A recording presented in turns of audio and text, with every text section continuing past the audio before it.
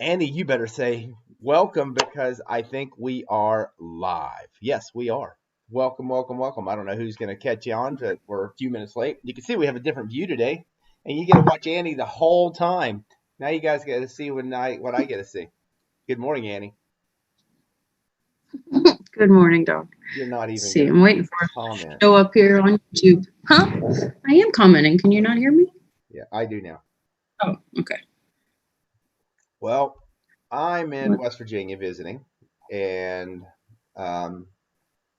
it looks like we are on. I can't see the live chat, how many people are on with us. Let me see if I can get to that information.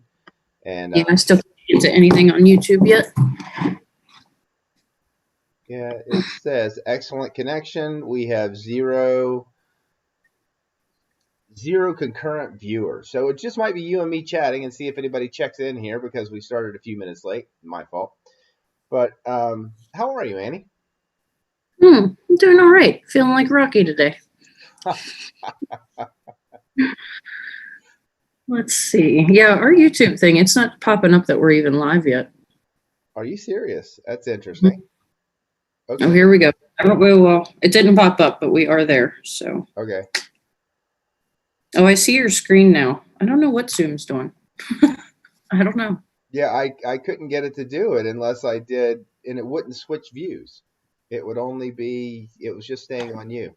So it looks like you get to be the one online today. Well, we can hang out here and talk until people turn around and either start joining us and say good morning. And if we don't have anybody, then we will drop this off of YouTube because I don't know what we're going to do. I was hoping to talk about, I titled it Choice Resolutions. And so with Doc Misak. And oh, we do. There's Annie. Good morning, all. But just trying to figure out what do we talk about, and in regards to resolutions, I mean, how many people want to say I'm going to do this year and they never do, and they only are out there to upset themselves. So I thought it'd be good just to talk about choices in general because everything that we talk about with lifestyle is a choice. What do you think, Annie? I like it. So. Woohoo! I just got notified we're on YouTube, so maybe people will start showing up now. Concurrent viewers. We have one. I don't know if that's you, though. Yes, it is. It is. So, yeah, I'm trying to make resolutions, but I'm trying not to make them resolutions. I'm just trying to do things that I've been telling myself to do all year and didn't. We'll see if I label it a resolution, I think I'll fail. I'm the same way. Somehow you have to figure out a way to change habits, and habits take weeks in order to actually change. So it's 28 full days. Say that again. 28 full days. That's what they say. 8. Oh, I was told that it was 40 days. So Red Label, we actually have somebody there. Good morning. How are you? We were sitting here just talking about whether we were going to stay on because we were having technical difficulties today, and with our Zoom. So you get to watch both Annie and I because everything's split. And so, you can see the bear. There he is. My split personality. That's what it'll be. Good morning, Diana. And so we were just talking about what to talk about. So always looking for you guys out there to throw some questions out or something to that in that regard. But one of the things that we were that I was going to bring up, and I titled it "Choice Resolutions" with Doc Misak, is because who likes making a resolution? I'm going to do this, and most people just let themselves down because they don't actually make that resolution and stick to it and change, and it just turns into terminal disappointments. And how many of us like being disappointed in ourselves, right, Annie? Yeah, it's real helpful. Yeah, I find that I need to, I have things that I want to do, but if the motivation is negative, I'll do it. If the motivation is positive, I'm like, I'll get to it. So I got to change that. I don't know why that's how I get things done, but I do. It's terrible. I think the good morning, Marty and Leah. I think that the main thing with regards to resolutions or just anything in this regard, and what it comes down to, and the reason I said choice resolutions, it's not like, hey, let's choose the best one. It's just make a choice. Bottom line, what is your choice? Are you choosing health? Are you choosing a lifestyle? And when you eat something that you feel like crap, you made that choice, particularly if you become informed. And so that's where we try to turn around and have, encourage people to this analytical approach that you can measure and know whether your choice is is good or not. You can just look at those numbers and say, yeah, shouldn't have eaten that, and now how I feel. Okay, do I do it again? Well, if I say the word chocolate, I bet how many of you would turn around and be like, yeah, you know. So we got to figure out what how do we make those choices? And this is interesting. I love to go to the Bible app, and today it's Deuteronomy 31:6, and it says, "Be strong and courageous. Do not be afraid or terrified because of them, for the Lord your God goes with you. He will never leave you nor forsake you." Which is just an incredible promise, when you think about it. And people who can turn around and think about joy in life and say that they don't have any joy. How can you not have joy if God never leaves or forsakes you? You know, like Annie just left me. Look, her screen's she's gone. You know, You did. I needed more teeth. That's what my mom did. She made me tea. See, Thank you you. have help. Someone will put it there. so so as we look at this whole aspect, and talking about resolution, there's a lot of things that we could turn around and promise. Like, how many of you don't exercise enough? Or at least you don't believe you do. Or how many of you do exercise and think that you should exercise more? Or how many of you could turn around and say, well, diet could use improvement? I guess we could all do that, right? In some capacity. Or there are people who say, I eat really, really good, but yet I still have this issue. And so you can eat really, really well, but it might not be the right food for you, right? And so we could turn around and look at whether there is, you're eating a healthy diet from a food perspective, but it could be an intolerance. It could be a food allergy for you that just causes a chronic low grade inflammation pattern. I mean, how many of you deal with irritable bowel? You got to ask and wonder what really is going on here. Is it something that, I've just diseased, or am I constantly putting something into my gastrointestinal tract that it says, don't like this, purge? Oh, this is slowing us down. Let's get really slow. There's a lot of different ways of looking at things. And when you take a naturopathic approach, it's what is the cause? Why is this happening? What do I need to do to stop this? And so when we're talking about choice resolutions, it's not a resolution that is the best one out of them. Hey, I can make a resolution that I'm going to exercise more, that I'm going to eat better, that I'm going to stay away from processed food, that I'm going to, Andy, you can add a few anytime here, that I'm going to jump in freezing cold ice water and breathe to help my pain. You know, Mm-hmm. and so Easy to do. Easy. Anybody can do it. yeah, I'm just not there. I did get in. I got in this week and I got in the week before. It was terrible, but then it was really great. So I need to do that more. I don't know how. Yeah, well, I'm at the point where I can do the ice cold showers, people, but not this young lady there goes into a creek while it's snowing outside up to her head. I Ouch. have my mag I have my Magna hat to wear. It makes it really comfortable. Oh, good. There, that would be something, that would be something to make a political statement for. Mm-hmm. Go online and say, jumping in ice for all of, let's cool off this election. So, so I have all you guys out there, and so one of the things is I always like to see questions, particularly when I am not prepared to do a show other than just say, "Hey, I'm here. Let's talk about some stuff." I didn't put a lot together, and just bring your questions and concerns here to the air as always. I mean, it really helps me and give me some guidance, and if you give me the right topic, I can just go on a tangent and talk about it for the next 30 minutes. Um, People I know are taking ivermectin for dogs as a prevention for getting COVID. Is that really safe? I don't know specifically what the interactions or what all is in ivermectin. I would actually have to go to Dr. Google myself and say, okay, what are they saying specifically about ivermectin and how it works, and go from there. Is a medication to treat many types of parasitic infestations, head lice, scabies, river blindness, onchocerciasis. Wow. Strongyloidiasis. So basically, it can be taken by mouth or applied to skin for an external manifestation. So you got an anti-parasitic medication. Is that good? I don't see anything on there that specifically says antiviral.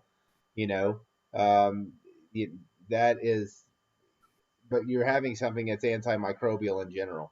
And so I'm not going to sit here and say whether one thing is safe or not when you're going outside of what the FDA says is an approved indication, because that's what gets us in trouble, people. We just don't speak out something that can put somebody else that doesn't want things said to be out there in a negative context. So we will kind of stay off of subjects like that on this channel because I want to still be on this channel. Um, what are turkey tail mushrooms good for? Immune system. Turkey tail, there's a great, Paul Stamens is like the mushroom king of the world. He's got an incredible company. He's doing things that are just making impact by using different types of fungal things to clean watersheds and all types of things. But he tells a story about turkey tail specifically with his mother who had these massive breast tumors, and he was giving her high amounts of turkey tail, and they completely regressed and went away. And so you will see it. So they specifically talk about it with breast cancer. Turkey tail is just one of those mushroom extracts that is amazing for immune activity. You have turkey tail, you have maitake, which can help with blood sugar regulation. Also, you have shiitake, which is great to say when you just stub your toe. Shiitake mushrooms, Um, Gosh. I love cordyceps. Cordyceps helps with from both immune system, but cordyceps also helps with adaptogenic, like that aspects of get up and go, support those adrenals, and accomplish things that you never knew that you could physically accomplish. Mushroom extracts are amazing, people. They really are. However, for those of you who have had mold exposures, right, and you are possibly dealing with mold issues, sometimes taking fungal products might not be in your best interest, because mold and fungus can kind of be protective of its space. And if it picks up, it's suggested by Dr. Joe Krista and some others that you actually, if you are somebody who's loaded with mold in your body, and then you take some of these mushroom extracts, that when those fungus are picked up in the body, the existing mold that's bad in your body will kick out mycotoxins and like off gas to say, hey, no, this is my space, and it won't allow the energetics of that other thing to come in. And in the meantime, it's proliferating and giving you a negative response. And other people will turn around and say, well, no, it's your immune system fighting it, and it's just turned up against the mold, and the mold's pissed off. Well, either way, the mold's pissed and it says, hey, I'm claiming my space.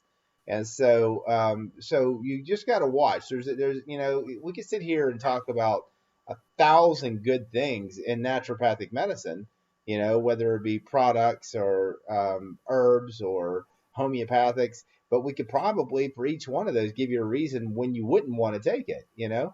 That's what I like about RBTI and why running our numbers, because, and where I differ from all other RBTI people is like, there are all these things that have been used in naturopathic medicine that have been shown to have a positive effect, you know, and but it doesn't work for everybody. That's the question. Is like, why can you do hydrotherapy in one person and it, helps them sleep and gets rid of the rash and stimulates your immune system to get over, and the other person, they're doing it and they're seeing nothing, right? And it's based on that individual response. There's something going on that, or your, what predisposed you to have what you have and how your body's responding. And so that's where RBTI comes in. You run your numbers, you do these therapies that are considered to be healthy, but in your numbers it shoves them in the wrong direction. Then I'd say don't do it. I've had people come in who go and get IV vitamin C drips and stuff like that, and I look at their numbers and say that stuff's killing you. You cannot tolerate it. You need to cut back. So it's just a matter of, again, we're trying to assess what is appropriate for you or not for you. Um, can you go over your detox protocols? Okay. Detox. Well, the first protocol is let your body do it, and that's by, if you look at that 5-phase system, when we look at that, there's an aspect, and let me see if I can do what Annie does. Annie, what do I do here? You trying to show something? Just hit the I. Okay, let me see. Bricks, conductivity, perfect equation, Rife books. I don't see the window for the 5 phases. So, oh, there it is. Okay. I was going to say it's in there someplace. Here we go. Ta-ta. So when we put up the 5 phases, people, and you look at what's going on over there, from a detoxification standpoint, right? It says phase 4, but this stuff is not level 1, level 2, level 3, level 4. So you could detoxify anywhere within it. How many have you heard of going to clinics in Tijuana and all they do is colon hydrotherapy and fasting and detox you, without taking in consideration some of the other things. Phase 1, clean up your general environment, lower the load on your body. Pure air, pure food, pure water, electromagnetic field protection. Phase 2, test. What are you specifically reactive to that you can remove from your lifestyle? Phase 3, support. So when you turn around and support, you're giving your body actually what it needs, right? And so if I give my body actually what it needs, then it's going to raise my body's ability to handle the total load and to do what it needs to do. So phase 4 is detoxification. Now I want you to think about it. If your body can handle X amount of stress, so if we go back over here and we put this restorative aspect, and now you don't get to look at Annie or I. So Annie, fix your hair and everything you want to do right now. And so if you look at this whole threshold, it's explaining the 5 phases, kind of on the left side. Total amount of stress, you can only handle so much. You exceed it, you get symptoms, and then you turn on those 5 phases. Let me clean up my lifestyle. Let me remove what I'm supposed to remove from my life. Let me give my body what it needs. And as you give your body what it needs, you effectively raise your threshold. That optimal threshold goes up. I can handle more.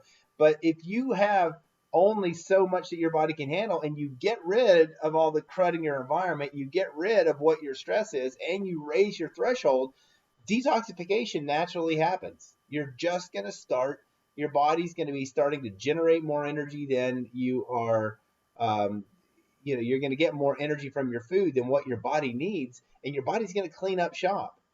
That's just the way it happens. The detoxification just starts to occur all on its own. It's just a wonderful thing. So when we turn around and we say, okay, what are my detox protocols? Well, number one, you look at the numbers. When you see somebody who consistently has high sugars, high salts, high nitrates, drink more water, right? That's a detox protocol. Flush out your waste. It could be that simple in some people. But also, Reams taught us about, when things are moving too slow, when the pHs get above, particularly, above 6.8, on that urine pH. Reams would say for every value over 6.4, you need to do that many colonics. And I last time we were talking on the show, I talked about, hey, I'm leaving here. I'm going to go do a colonic. I did 3 of them this week. Finally, get things back to normal after a week before when Annie served me, and I was just don't even want to talk about it.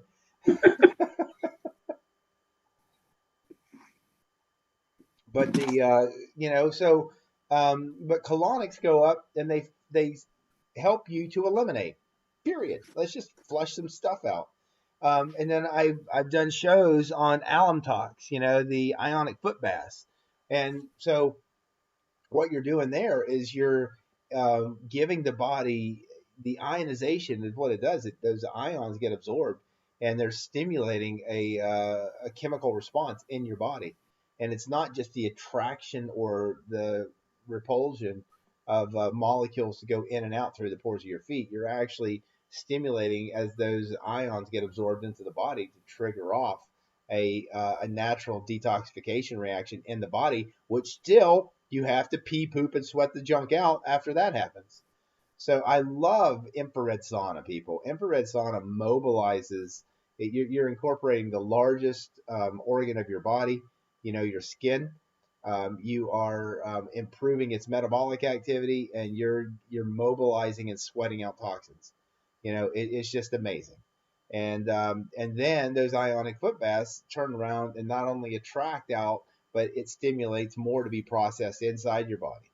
And so my detox outside of ionic foot baths and or sauna foot bath and colonics, we also do colon cleansing kits where you're drinking clay, fiber, diatomaceous earth, your goop. We drink goop.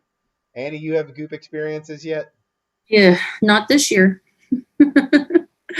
But yes, it works.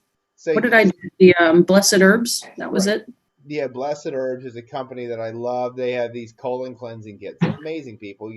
They have good, better, and best way to do it. They're good is like keep eating the way you're doing it. Just take the stuff. Better is only do juicing and maybe light vegetable meals and take the stuff.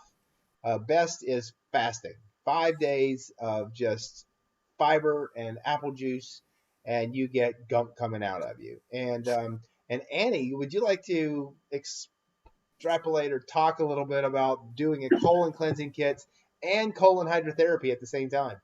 Not really. I mean, it's awful and terrible. Everything that you think would come out of you does. It's horrible, but I need to do it. Last January, I didn't eat the whole month. I did a fast for 14 days, and then I juice fasted the last 14 days. And I'm not doing that this year. I ate bread last night. Whoops. I need a colonic. Bunch of them. So when we're looking at all of this stuff, the whole thing is what mechanisms need to occur. Those colon cleansing kits are binding and stripping things out of the small intestines. So what you're stirring up inside the liver and the body to dump, through your bile to be bound down there. When the load gets light, the liver works more. You can do colonics, and then next thing you know, have a detox reaction because you lowered some of the load on the body, so the body starts processing a little bit more actively. So I like to combine them, and then like we also have a hyperbaric chamber, just increase and maximize oxygen potential, and when you combine that with the sauna, oh, people, you feel incredible. You do. It's just it's an amazing. You feel like let's go do something.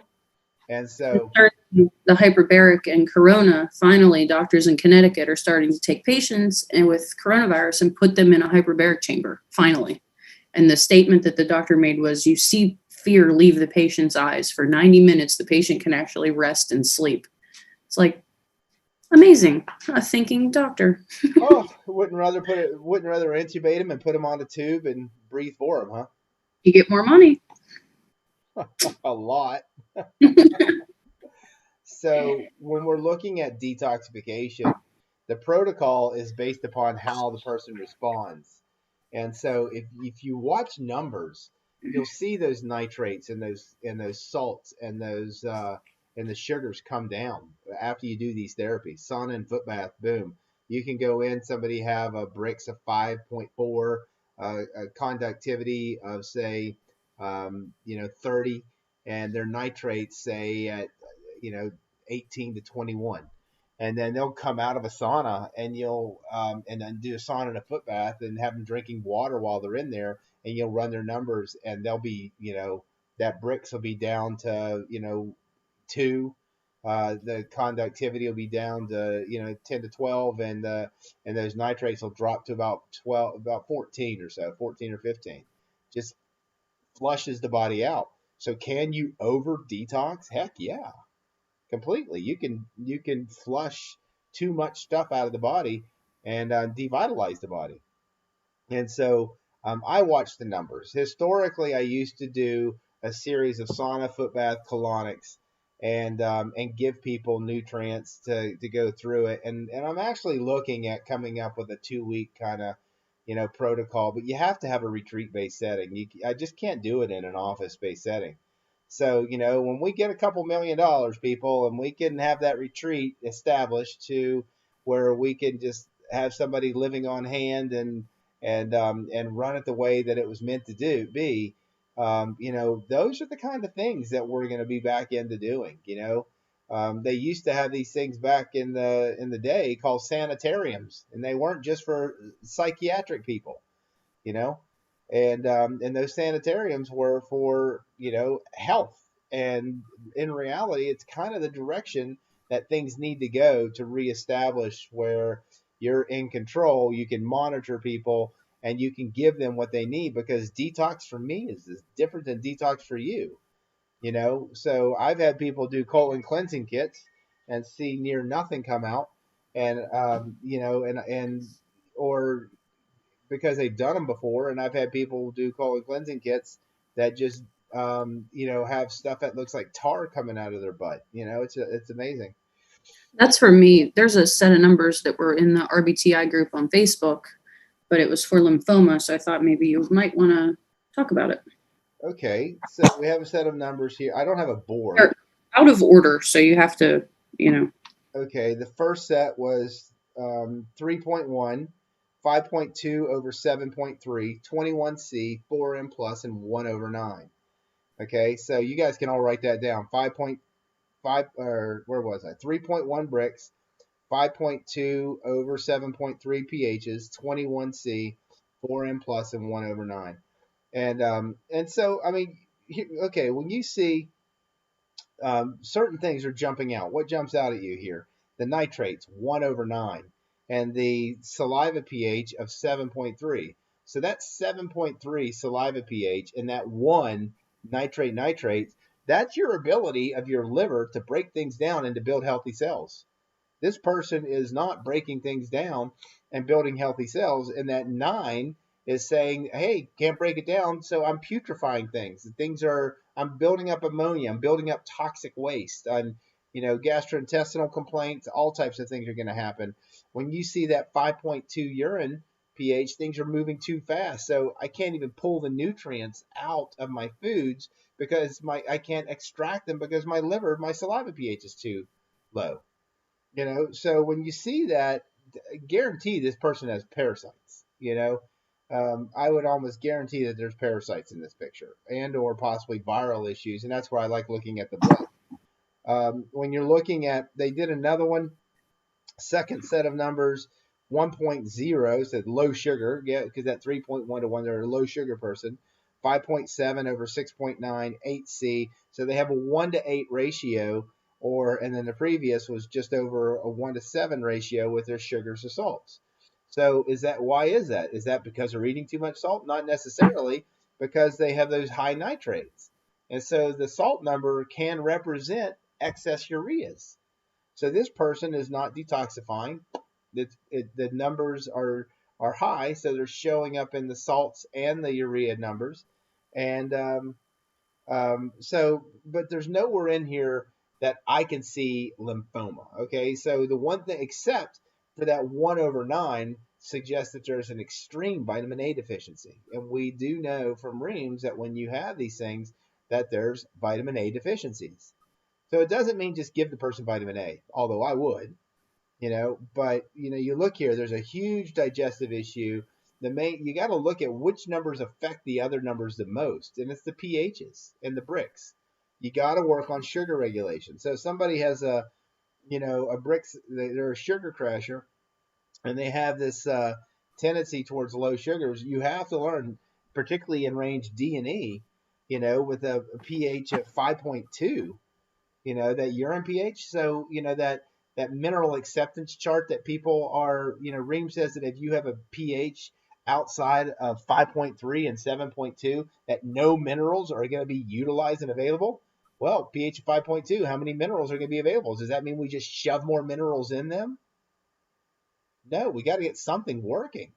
Well, what has to work? Well, looking at those numbers, that 7.3 saliva pH and that 1 nitrate says, guess what? That liver, that pancreas, this person's not making enzymes. How are they going to break down all their toxins? How are they going to process anything?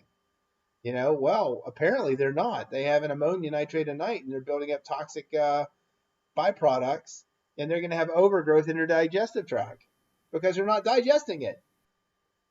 So you can see even some yeast, or again, typically I would see parasitic issues. So when you're looking at here, it said, what does it say? He's pretty consistent with his water. I'm not doing the lemon water as of yet because the ureas are alarming. See, that's completely, to me, that's crazy, because the only thing that is going to strengthen that person's liver bile is lemon. Normalizes the pH. This person is not making enzymes. They're not digesting food. What do you need to make enzymes and digest food? Lemon. I wouldn't drink lemon water every hour. Heck no. I'd at least give it when they're doing meals. You need some lemon in order for this to occur. This person needs to start digesting things. I would give this person a green drink. Certainly. Not a quart and be like, what was his name? I'm blanking on it. Gerson's therapy. Let's do 3 coffee enemas a day, and in the meantime, drink at least a quart of carrot, apple, celery, and green drinks, and juicing all day long. There are some benefits to those type of things: readily available nutrients, enzyme activity with the raw foods. A lot of there's a lot of vitamins and mineral content in there in a liquid source, but you have to improve the efficiency of what's going on with this. And so when I look at these type of numbers, let's see, he has some herbal supplements coming in, as well as calcium and vitamin D. Definitely needs those. Which forms? Always a little bit of Mincol, cal phosphate, because you have to have that phosphate group for building cells.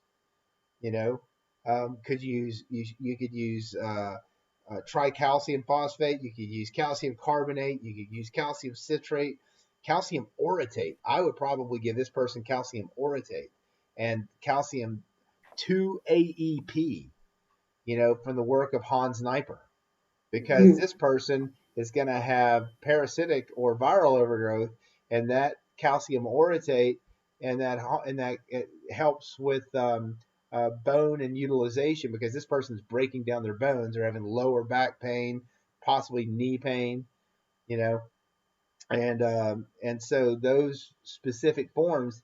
Reams had Betty eat at least 3 to 6 black olives a day, because he said calcium orotate is only found in black olives. So that person can eat 6 black olives a day, assuming that it has the calcium in it, or I would give calcium orotate based upon the work of Hans Neiper. So I do things differently, people. Let's see. I told him to rest until our next Saturday. Eat more potassium-rich foods like bananas, coconut water, hominy, and sweet potato. That's very good. I got to watch those bananas, though. He's also taking Epsom salt baths. What are the thoughts? And so as I look at that, Epsom salt baths are massive magnesium load. Ream says that we can get 80% of our mineral content through our skin. Wow, does that person need magnesium if their nitrates are 1/9? Heck no. It's going to flush more nitrates, although it's going to feel good. So I wouldn't go there yet. I'd be working on improving that digestive capacity, even if I'm giving that person digestive enzymes until he starts getting something that he can make some healthy cells with. As you improve the efficiency, and the detox naturally starts to occur, that's where I turn around and say, okay, let's start killing some bugs. Let's start detoxing and seeing what's going on. Because if you're having a lymphoma and something going on that blood level, like, okay, we had you guys remember Casey, and we had a testimony with Casey, girl who had chronic lymphocytic leukemia. You know, I had another kid who had Hodgkin's lymphoma and it responded incredibly, just incredibly. But he was doing high amounts of CBD and THC. He had a source that they were making it themselves in oil, and they were getting those near gram doses that when you do medical marijuana and CBD, they never give the high enough concentrations. If you look at where the people who have cured and claim to have cured lung cancer. Oh, lung cancer is just, is a death sentence. But people have had claims of it completely clearing. And you can go back to the 1950s and see where they gave massive amounts of niacin in combination with some vitamin C and cleared it back then. And niacin is something that's amazing for somebody with lymphoma, but you got to tolerate the flushing, and find a source of flushing niacin. I'm having dailies out of it right now. And but this kid, got rid of lymphoma with massive doses of his own extract of marijuana, and he found that he grew strands of marijuana that were the highest strands of CBD. So he wasn't doing it to get high, but his lymphoma, Hodgkin's, disappeared. Doctors didn't know what to say, you know. So So what else we got out here? Happy New Year, people. Diana, got it. How do we detect mold issues? Well, you can do some expensive testing. I've done talks about what's called an organic acid testing, and organic acid testing looks for biochemical markers that say if this marker is in your urine, then this process is occurring in your body. And so they do markers that look for things that only appear if there's mold producing it. And so if you have mold markers that say, hey, this is high and this is high, and the only thing that makes it high in the human body are molds, then okay, now I've got some evidence that suggests, okay, there's something going on. And then you could test for mycotoxins. There's few companies that actually test for the presence of mycotoxins themselves found in your urine. And then you can turn around and get some ideas of how high those levels could be. If they're there, people, don't just try to kill the mold. That's something that you start with binding, and there's whole protocols. And I've had go back and watch the show that we did with Dr. Jill Christa about molds. But once you identify these patterns, you have to take some type of systematic approach. And then I check the numbers. I came out myself. I started to make a product I was going to call Moldies, and it I could tell a difference myself, but it was caused a little bit of gastrointestinal stuff with me, and I'm like, I need to work on this formulation a little bit. But you use binders and things that inhibit mold, and mold growth, and all you have to do if you want to understand mycotoxins is go to the agricultural industry and go look at what they do in the feed of our poultry and our cattle and pigs. And they are doing everything to control mycotoxins from being from our animals from being exposed, because these things cause infertility. And infertility in our livestock can be a huge issue, right? Oh my God, we're not able to produce the number of cattle that we need to maintain the food supply. And it's coming from mold. And where is mold? It's coming from our grains, Diet. primarily, Yeah. you know. So what else we got? Morning from Kentucky. Good morning. Got a Himalayan salt lamp as a Christmas gift. Are they healthy? Heck yes. When you're looking at ionization, those produce negative ions, and ionizing the air, everything is ionization. Everything is positive and negative charges. So you have, so you got two things on your screen. You got positive Annie, and you got negative me, right, Annie? Sure. Yeah, I'll be positive. Sort of. I look like Rocky today, though. You're on a Almost. Rocky kick here. I've heard that all morning. So, Well, I mean, I was opening a refrigerator door and it slammed on my face. It's real nice. Adrian. So people, I don't know. As we look at this, let's see, listening intently. Good. Thank you, Pine Tree. I mean, as I go through and I do these shows, my goal is to give you guys information. I don't have new information today because, well, it's a new year, so I got to come up with something, I guess. And I just wanted to talk about, this aspect where I called it choice resolutions. And the bottom line is, what choices are you making? And how do you recognize whether the choices that you're making are good or bad, other than running them through your own emotional filters that might be a little bit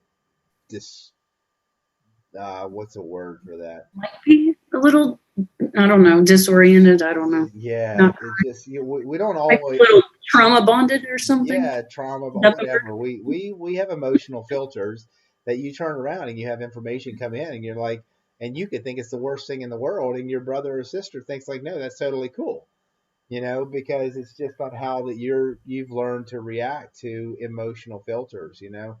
And so when we're looking at the aspect of choice, we run our thought processes through these filters, whether they be mentally, emotionally, or physically, or however. Hey, I pricked my finger with a pen, that hurt.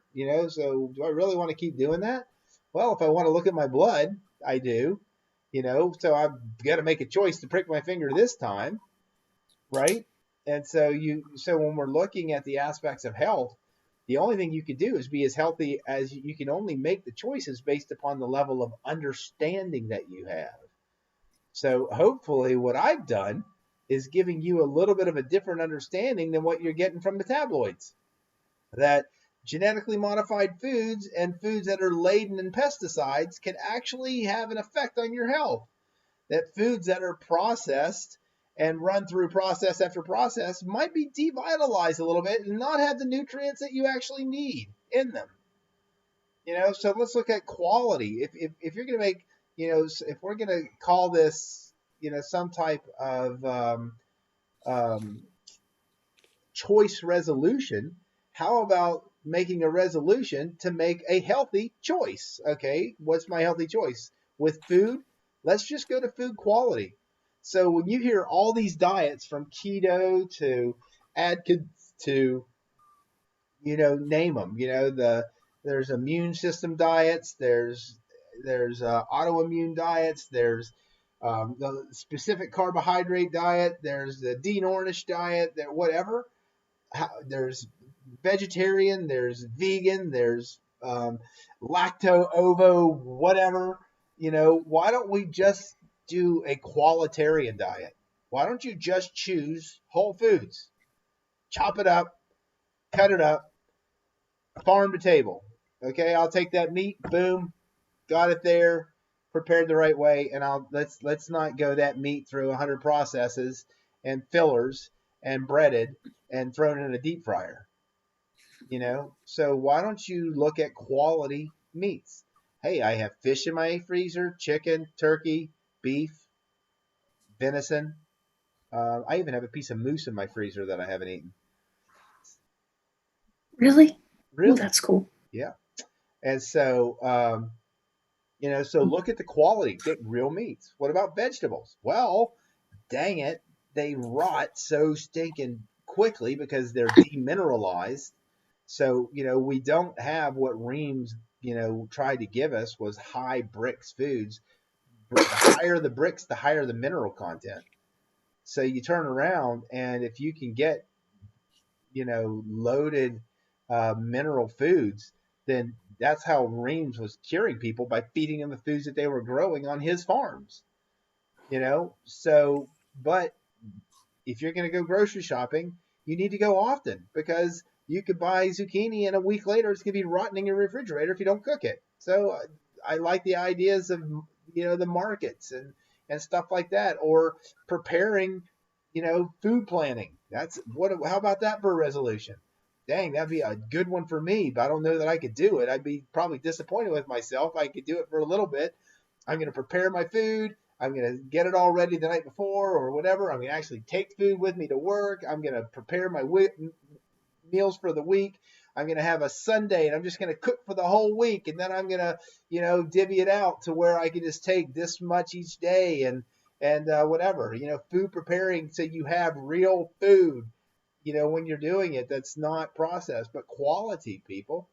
Qualitarian diet. That sounds like a great resolution to have. Good. Tell me how it goes. I can't do it either. I try. I can for like 3 days. That's about as far as it goes. Yeah, that's usually me. I've made it a couple weeks before, but I just fall back on my old habits. Zoltan Vaz, Happy New Year, Dr. Misak. Taking 8 a day still. Feel great most of the time. Could it be made more potent so I could take less pills? What's happening is, we are coming out with a pet product, and the pet product is, probably what, Annie, next week or the week after? Yes, I think what's the Yeah, date? Oh, the first. Yeah, 2 weeks. yeah. I think the companies just got that. The companies had the barrels and had it all mixed up for about a month. We've been waiting for the label and the box. And so finally, those were all approved, and they got them made, and they were shipped out last week to the company. And now it's going to take them, up to 1 to 2 weeks to slap the labels on them and mail the product to us. So we're coming out with a pet product that's powder. It's in a collagen base, and it says pet products. And I didn't say that you can take it yourself. Doesn't taste good, by the way. I tried it. But for some reason, dogs love it. You sprinkle it over their food, and they just go crazy over it. Actually, no, I mixed the horse product in my drink. The horse product was a little stronger. Yeah, that was a little gritty. So It's all collagen, right? yeah, it's that collagen and stuff. So, but we're seeing where with the collagen aspects, we put an organic hydrolyzed collagen in there, and what's happening with animals is just incredible. So whether I someday make a product, so the thing is in order to concentrate it higher, because you can only fit so much in a capsule, then you'd have to go to a powder form, and the taste, it's not something to be desired. It might be something that you'd make a resolution to take, and after you do it for a little while, be like, you know what, this just is not tasting very good. And so, and what all I taste is that cinnamorium when I do it. I mix them together, and cinnamorium is a Chinese herb that just has this really bold taste to it and flavors. The whole thing smells like it, and there's not even as much of that in there as there is near any of the other ingredients. And but that cinnamorium has a strong taste. But cinnamorium is considered an elixir of life, a sexual vitality kind of thing. And so we've had, but I don't know how to make it stronger, because there's nothing in that pill except for herbs. There's no fillers. It's just, I did it so I can make it fit into a pill. And the reason I did a size 00 capsule is because people can't swallow things much bigger than that. And there's quite a bit in there. So wish I could, I thank you. I think it's a great product. I typically take about 6 a day at the vitalometry. I just noticed that it just makes me feel quite good, actually. I'm going to turn that 5 phase off there so people can see, the vitalometry side of the box and everything. Jackie, the beauty and brilliance of RBTI is go by the numbers. Yeah, it totally is. It's gonna. You can look at those numbers and know if you're eating something that you shouldn't. You can look at those numbers and see that you're not eating enough. You can look at those numbers and see that you're not absorbing your minerals. You can look at those numbers and know that you're deficient in specific minerals. You can look at those numbers and know what organ system or where in the body things are happening. And so that's what I've tried to go over with you guys many, many times. I've broken those numbers down. I've gone one, take one variable at a time and say, what is this representing? When you sum it up, the bricks is giving you the health of the blood, and oxygenation. The pHs are giving you the efficiency of the overall metabolism with that urine, and the strength of and the stress on the liver with the saliva. The conductivity is giving us the thickness of body fluids, and so which gives us an idea of how well we can utilize heat in our body, how well, and when you're looking at it in relation to the bricks, it's giving you are you absorbing things appropriately. You can see like cancer patients will have like a 1-to-3 sugar to salt ratio. They don't transload, they don't convert their food into usable mineral sources, and their conductivity stays down relative to the bricks. And so those are the cases when you have a less than 1-to-4 ratio of your sugar to salts. Those are the ones that I'm giving liquid trace minerals. I'm giving the fulvic and humic minerals that are readily available, to in a colloidal form, or I'm giving the TJ Clarks, the minerals that are rock based in a colloidal form, just to get that conductivity to come up, because the body, the energy can't get where it needs to be. The cell debris is telling us the stress on the kidneys and how well are they handling. Is your body getting rid of bad cells comparatively to the other numbers being out? And then those nitrates are telling you protein building versus protein breakdown. They're telling you potassium and magnesium status. So when you start looking at those numbers and you start looking at how they associate with one another, they give a picture. And so I just wanted you to understand what that picture is saying, and when you look at them and you see where they're the furthest away, from ideal. And ideal is a range, not just perfect. Because if you turn around and look at those numbers earlier and say where we said that person had nitrates of 1/9, well, that 1 is closer to a 3 than the 9, and so is that the number that we need to worry about the worst, or should we worry about the 9 more? It's all relative, because that's what the whole numbers are. They're relative to one another. It's telling you that person's not breaking things down to build, and they're breaking down and creating waste that's toxic to the body. So you just start looking at them from how the ranges are supposed to be, and we've done range charts. Is there something on here that goes over ranges, Annie? Mm-hmm. I don't think we have ranges up there. Do we have ranges? Nitrates, rice, bricks. No, we don't have ranges. We did finish a range chart though, didn't we? No, it's in, where do we have ranges? I think on pH we have ranges. It exists, but it's not just a range chart. Okay, it exists. So like on pH, Something else. There you go. So pH and the ranges, when you're looking at pHs, is that's where the primary range that you should be concerned with. Because that urine pH is dictating the overall efficiency and the metabolic activity of the body.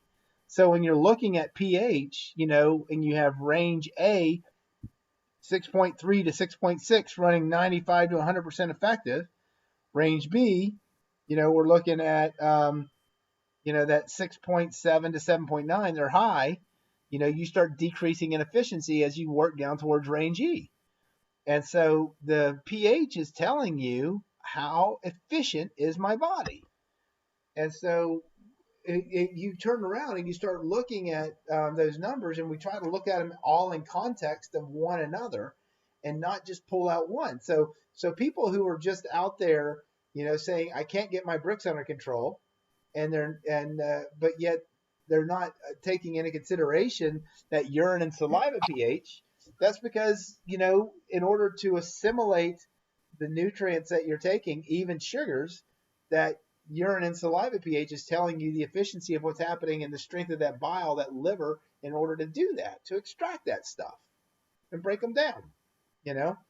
And so they all are relative to one another. And so as you start creating this aspect of looking at them relative to one another and get that picture per se, it gives you direction. And I love it. It is go by the numbers. It's totally go by the numbers. So is there anything else, Annie, since we got started a few minutes late? We're almost on an hour, but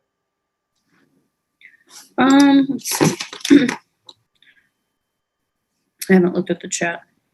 We don't have anything else in there. I'm working on the cover of your book. Are you really? I'm distracted. Yeah. After we hang up here, I'm going to send you a little blurb and see what you think.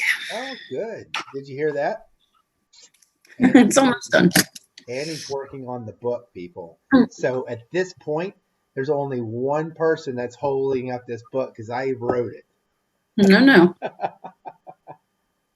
I know. We still have to do lemons and distill water too. Yep, two things left. You got to take three pages of information and get it down into one picture. I look forward to that one. It's my specialty. Well, Happy New Year, everybody. And moral of today's story, choice.